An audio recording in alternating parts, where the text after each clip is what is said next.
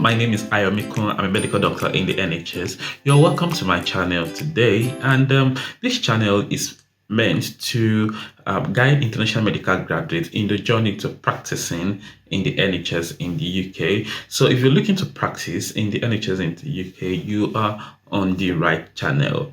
So the channel is step-by-step PLAB explained. So we'll be majorly focusing on practicing in the UK through the PLAB route, although people that are trying to get to register as a doctor in the NHS through other routes will also benefit from some of the discussions on this YouTube channel. So you're once again welcome to my YouTube channel, and please, if you have not yet subscribed to this YouTube channel, kindly hit the subscribe button. This will ensure that you don't miss important videos when we release them. Thank you.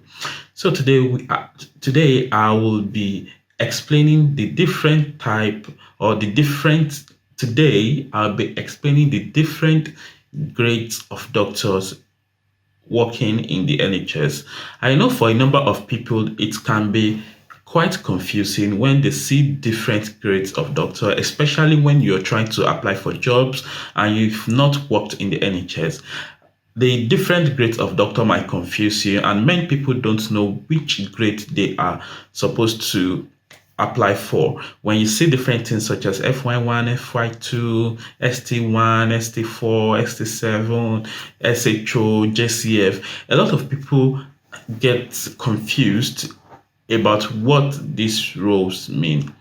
So this video is meant to clarify these confusions. So once again, you're welcome to my channel. Broadly speaking, there are two types of doctors in the NHS: the non-training and the doctors in training. The non-training and the doctors in training. So I would explain the training pathway. I'll explain the different grades of the doctors in training.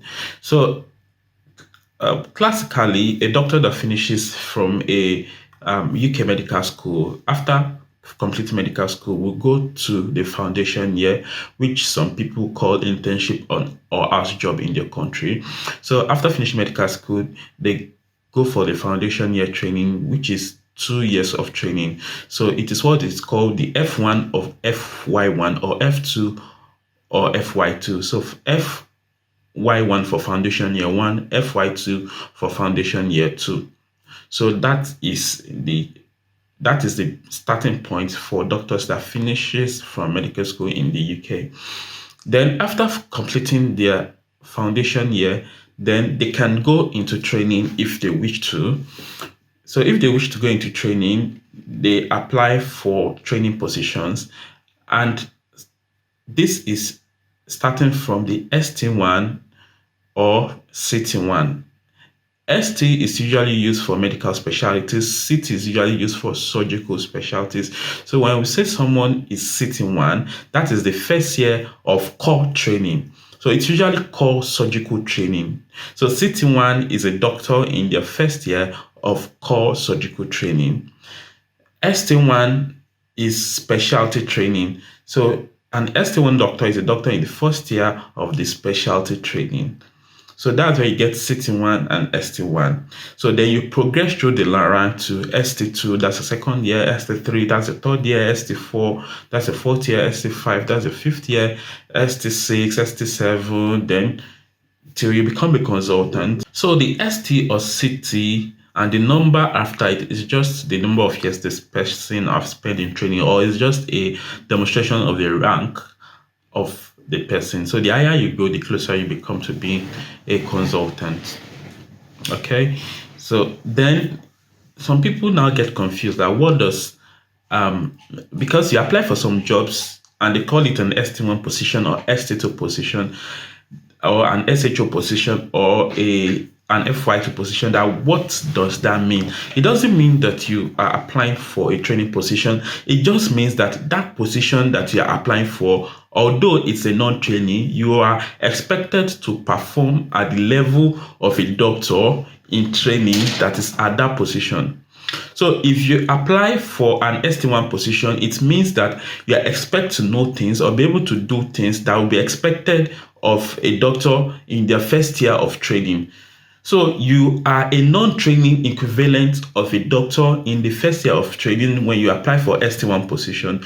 If you apply for ST2 position, you are an equivalent of a doctor in the second year of training. Okay, that's what it means. So broadly speaking, we can also divide doctors into junior doctors and middle grade, then consultant. So junior doctors are usually from FY1 to FY2, ST1, then ST2. From ST3, they start taking up registrar's position or registrar's role till you get to ST7. So you start taking up registrar's role from ST3. So basically, the roles of an ST1 or an ST2 doctors are quite similar. It's just their experience that may be a bit different, but their roles are a bit similar. So when you apply for a job, they might write it at ST1 slash ST2 level. It doesn't mean that, it only means that you are expected to perform the role of a doctor in training that is at their first or second year of training. But they cannot lump it together with ST1, ST2, ST3 because from ST3 you will be expected to perform more difficult and more complicated tasks that will be expected of a registrar or a middle grade doctor. So most jobs that IMGs apply for, they are usually in the junior grade, and they would usually be classed from FY2. That's the second year training, second year foundation year doctor to ST2.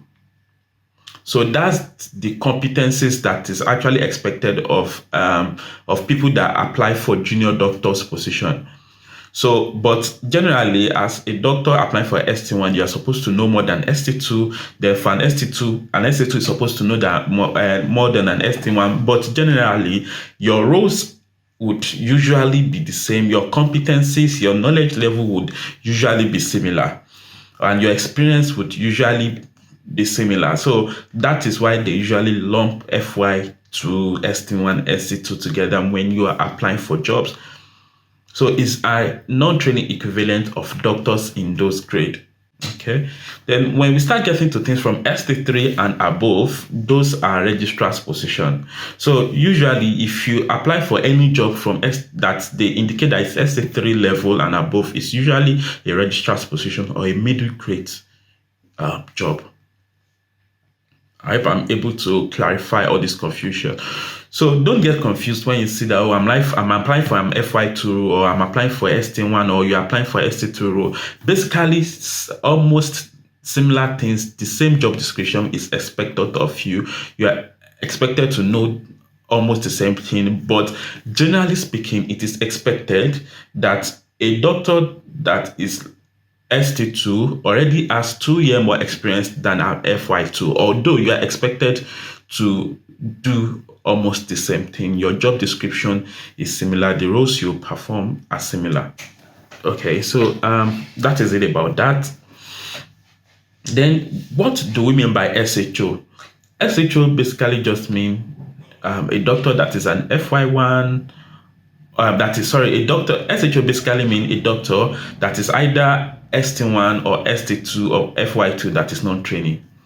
That's what SHO means. Some people call it senior house officer. So it's just like what some people refer to as medical officer in some countries. So you are either ST1 or ST2 or FY2, but you are not training. You are only performing the role of a training doctor that is ST1 or ST2 or or FY2, but you are not training. So that is what it means to be an SHO. So if you apply for a job and they call it an SHO job, it's just a junior doctor's job. An FY2 job is a junior doctor's job. An ST1 job is a junior doctor's job. An ST2 job is a junior doctor's job. Everyone is a junior doctor. That is basically what it means. But some people get confused when they are applying for jobs as regarding what they are supposed to apply for. Then from ST3 above is middle grade doctor. All right. So then there are some other new positions that we have now, like JCF, that's junior clinical fellow, and SCF, senior clinical fellow, and another specialty doctors. Those are so what some people came up with, some trust came up with the idea of clinical fellowship position. Clinical fellowship is basically a program that is designed, and usually they incorporate some academic or research components into it, so that apart from your clinical, the clinical fellowship position is to help non-training doctors to develop themselves. So because those trusts want to help non-training doctors, not just to use them to see patients or to perform their duties, but to also help the doctors to develop, the non-training doctors to develop, although they are not in a recognized training job, but they will offer support that will be similar to that of training doctors. That is what a clinical fellowship That is why the clinical fellowship position was designed. So many trusts, if you are in a clinical fellowship position, such as you are a junior clinical fellow or a senior clinical fellow, you'll be expected to take up research job or participate in research, participate in audits and QIPs, that's quality improvement project, or you could there could be dedicated time for you to teach medical students or teach junior colleagues. So it's just like a self-development, a clinical jobs that involves a self-development program to help non-training doctors to also further their career. So that if such doctor wishes to go into training or wishes to apply for higher specialties or higher positions later, they would have a good ground or a good basis, or they would have enriched their CV so that they can apply for higher positions. So that is why that's what the clinical fellowship position is. So if you're a junior clinical fellow, it's similar to an SHO or junior doctor's job. So, but if you're a senior clinical fellow, it's similar to a middle grade doctor's job. The same thing with a specialty doctor. If you're a specialty doctor, you are like a middle grade doctor, or you are like you are expected to perform the roles of a registrar that is in training. That is what being a specialty doctor means. All right. Then after that, we have consultant. I believe everyone knows what a consultant is. So when you become a consultant, it's the same everywhere. The term is same for every country in the world. What a consultant in a particular field means. So that is what the different grades of doctors mean in the UK. So there are some few variations to these terms, but basically, if you practice in the UK, you get to understand that many of these roles just mean the same thing, but they are just called by different names. So don't be confused by the names that they are called by. All right. So that is the end of today's video. Thank you for watching my video, and in the next video I want you to look out for it, as I'll be explaining and discussing about the salaries of these different grades of doctor. Thank you very much. Bye.